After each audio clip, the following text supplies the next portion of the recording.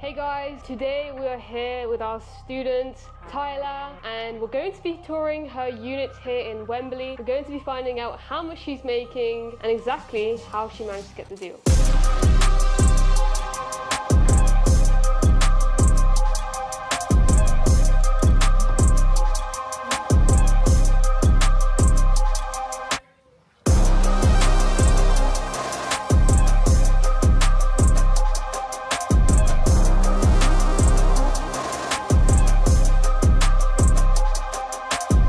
So Tyler, do you want to reveal why you decided to choose this property out of all the other properties in London? So this is a 4-bed property based in Wembley. It's 2 bathrooms. It was empty for a while, so I spotted the opportunity because that means he's open to negotiations. This property caught my eye because it had just recently been renovated. All the walls were painted. There was new flooring, new carpet. How did you find this landlord? It's direct to landlord. I got this deal, and it was through one of my close friends. He actually knew a landlord, and from me telling my friend about my business and me wanting to get into property, he actually connected me with someone. Okay. So this landlord is actually a really good landlord that I managed to find. He has a portfolio of properties and he's happy with me. He's happy with what I've done with the property, and he's open to giving me more properties once I'm ready to expand my portfolio. That's a really good thing that you did. I know a lot of people are very scared to reach out to their friends and let them know, hey, I've just started this business. But instead, you're using your contact list as a money list. You're reaching out to all your friends, you're letting them know exactly what you're doing. How did you pitch this to your friend in order for him to recommend you to someone? He trusted me because he knew that I had a background in both real estate and entrepreneurship. So that's how he actually ended up recommending me, speaking highly of me to this person. So when I reached out to the landlord, he kind of already had a report of me, knew that I was an estate agent. He already trusted me from the jump out. Did you say that you do real estate? Did you say that you do service accommodation? Yeah, so I actually said I do service accommodation, but I have experience in the real estate industry. And then when you spoke to the landlord initially, was he happy to move forward from you like that, or did it require a bit of convincing? So he was okay with the business model. When it comes to negotiating, I managed to actually negotiate quite a good amount off of the rental price that he wanted. At first, he was a bit hesitant, but when I explained to him the reasons for that, he said, you know what, I'll get back to you on that. And then, yeah, he got back to me and he was happy to accept the offer. Okay, so what was the rent initially, and then what did you manage to negotiate to? Originally, he wanted £3,000 monthly, but after some explaining to him other properties in the area that I could get for around that price, and telling him that, look, I'm looking to take this on long term, I'm going to do the basic maintenance for you, and once I get in here, you don't need to worry about tenants for the foreseeable future. I actually managed to get it down to £2,200. You got an £800 discount per month. What is that a year? £800 times 12, £9,600 discount. Yeah. So you managed to negotiate nearly a £10,000 discount off this property. What do you feel like? No, it feels great. Like the fact that that money can now go towards another deal. Yes. Is £10,000 is a lot. You know, usually it takes 5k on average to furnish a deal. So you've got £10,000 that you've just saved from this property. So well done.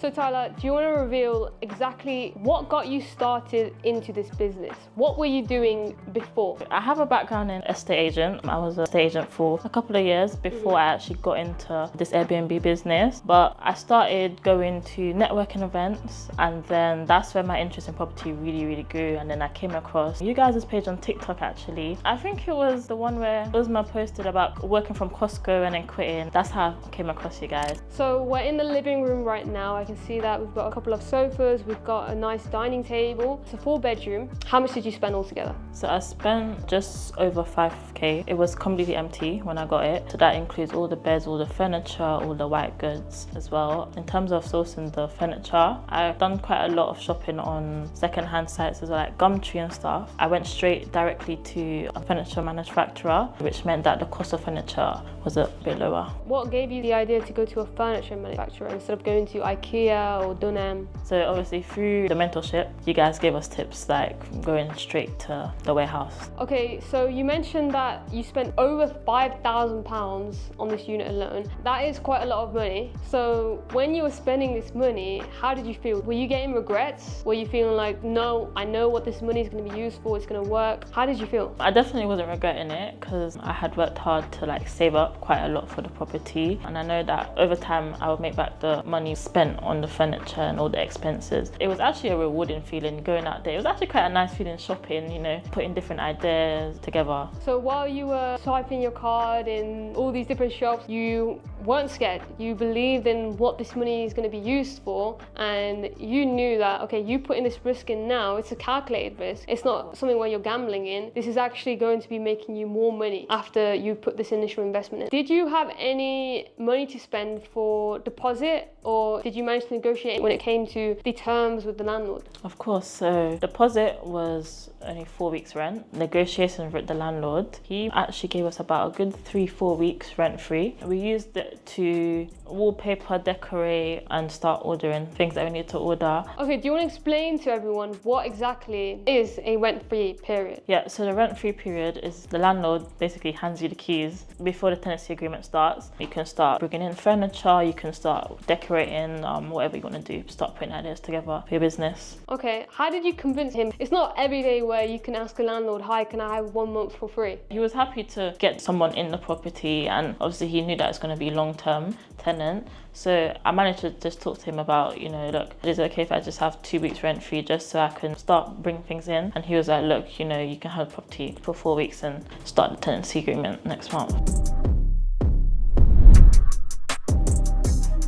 Can you let me know, how much are you charging per night in this unit on average throughout the whole year? So on average it's about $285, $295, but I do fluctuate the prices quite a lot because I'm quite close to Wembley Stadium and the arena as well. When there's events on, I'll tend to put it up. So like this weekend there's actually a boxing match in the arena, so I put up the price to $415 for the night. £400 a night? I've got it booked for the weekend, next weekend. Do you find that to be a common thing because you're next to Wembley and there's always events going on? So it is quite a common thing. However, I tend not to take 1 night or 2 nights stays. Why is that? It clogs up the calendar for basically long-term bookings, and also mitigate, you know, idea of someone throwing a party. How come you don't want there to be parties in the apartment? So I'm looking out for neighbours, first of all. I don't want neighbours to complain, as well as keeping my property in good condition. Yeah. What would you say the bills are on average? I've calculated to be around $400 a month. Okay, so what does that mean for you then? How much are you actually going to be taking from this unit in profit every month? So about 35% occupancy, I'm making about $950 in profit. Okay, at 35% occupancy, how many days does that look like? Maybe that's about 10 days. So if this property is booked for 10 days, you're making £900 in profit per month. Yeah. What occupancy are you expecting from this unit? So I'm expecting at least 70% a month. So if this unit was to get 70%, if it's going to be £295 times 21 nights, that would be maybe just over £6,500. So you would potentially be making 2 to 3k in profit, depending on the season. Yeah, I'll say around that.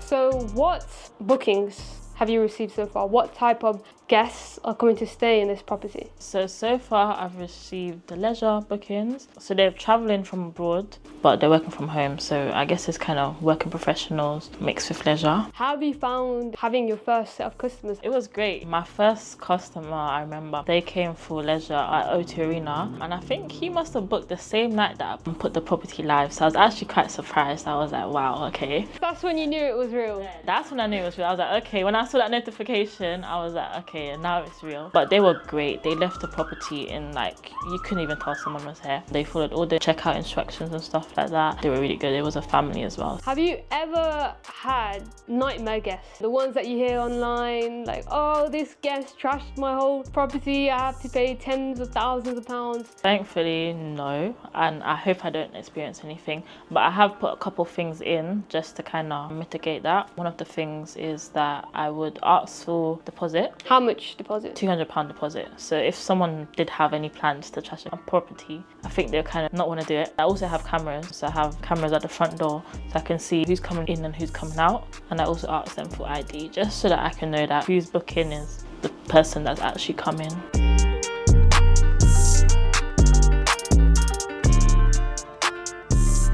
I have a question for you, and that is, if you didn't get educated, where do you think you would have made a big mistake? So I definitely say numbers. So doing my numbers, calculating expenses, revenue, profit, I would have probably slipped on that, not realizing how much actually goes into taking on an Airbnb, as well as looking for targeting your audience, making sure that that location matches your target audience. I learned a lot from that, from the model as well. Why do you want a direct booking? So it just cuts off the commission fees. Airbnb, booking.com, they take quite a lot of commission. So if I can really get direct to them, it will also be cheaper to them because I'm offering 30% discount for direct bookings. Wow, that's quite a high discount, isn't it? At least if I go direct to them, then I can cut off the commission.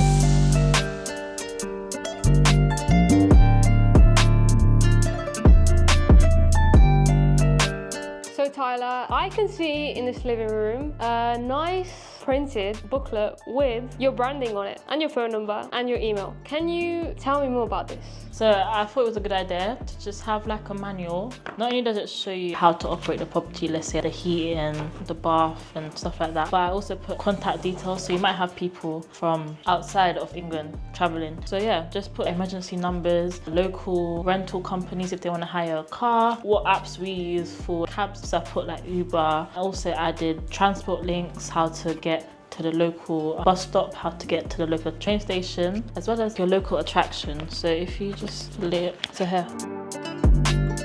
As well as stuff for kids, things to do locally. If you're on a budget, things for free that are local as well. And then just at the back, I just have on the day checkout instructions and then Leave a review. most important part. So what is this? Yeah, it's just a basket for entertainment. So I got some playing cards, a couple board games, as well as the kids. I really wanted to feel like if there's families that come, I wanted to feel like included. So I've gotten children books for them. Okay. And yeah, just to make them feel more at home. That's really good. So you've got 5-second rule mini game, you've got cards, and you also have here brain box. What was the reason why you wanted to put this in your property? It's just to appeal to different people, like just for entertainment purposes. Not all the time you're going to want to watch TV. Children's books are there for kids, just to feel a bit more at home, you know. They might be traveling, they forgot their bedtime story at home, as well as the board games, the card games. Who doesn't like a bit of entertainment at night? Okay, so Airbnb, they actually have a full list of amenities that us as hosts can tick that we have. And this is an extra amenity that you can tick on there. So that means you're appealing to a wider audience, because if a guest is looking for a property and they want a property with board games in, and that is an actual amenity on Airbnb, you'll be one of the properties that show up. And if there's any other properties near you and they don't have any board games, they won't show up if the guest is looking for that. So I think you've done a very good job there. So Tyler, I also noticed that you have a CCTV system right there. Why? So it's one for guests to feel a bit more secure when they're in the home. They wouldn't have stayed here before. So if they can see what's going on outside, you might feel a bit more safer. As well as for myself, I can monitor it from an app on my phone. I can make sure that whoever's booked for the property is actually the one coming, and that there's no antisocial behavior going on in and around the property, as well as no extra guests coming that haven't been put on the booking. What would you do if you saw that there are extra guests coming into the property? I'll send them a text. I'll give them a chance to clear the guests out themselves. However, if I think it's quite an extensive amount of people coming to the property, I will cancel the booking and not refund them their deposit as well, because it is in my policies that no extra guests not when the booking is allowed. We discussed that it took you quite a lot to eventually get to this point. So what does this mean to you now? What are your plans for this whole business? I definitely want to scale the business. So for the rest of the year, I've set myself a goal of taking on 3 properties. Right now, looking at it is like, okay, wow, okay. Yeah. But, you know, if you set higher, even if you fall, you know, you still would have achieved quite a lot. I definitely want to reinvest the profits and just keep building. And my last question to you now is, for those people that are watching your video, they're sitting home on their sofa and they are really on the edge of wanting to start something like this, what do you want to say to them? I'll say, I'm pretty sure you might have an inspiration. You see that person that you look up to and they started somewhere. Don't look at that. It's very easy with social media to look at people and think it might look like overnight success, but you don't see the hard work and the efforts that go into it months, even years before. Because, you know, some people might look at me and think, oh, well, like Tyler got the property. I might think it's something I just been working on, but they don't know the failures that I received last year, even this year, that the rejections from landlords. Just go for it. At least if you fail, you know that you tried, and when you fail, you have have something to now start again, but you have knowledge to start Yes, with you've again. learned from those lessons of failing. Learn from those mistakes. So definitely, if you fail, stand up and start again. Like, don't be scared.